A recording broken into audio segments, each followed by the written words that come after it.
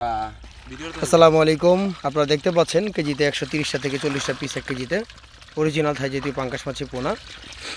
তো যে সকল চাষিরা অরিজিনাল থাই জাতীয় পাঙ্গাস মাছের পোনা সংরক্ষণ করতে চান তারা এরকম লাল বাদামি বর্ণের অরিজিনাল থাই পাঙ্গাস মাছ নিতে হবে বা সংরক্ষণ করতে হবে।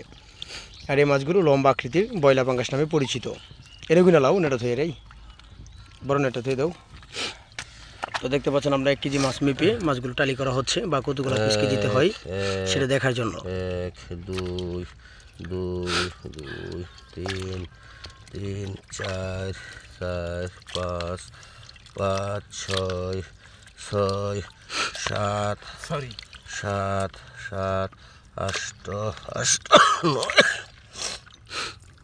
10 11 11 12 12 12 13 13 14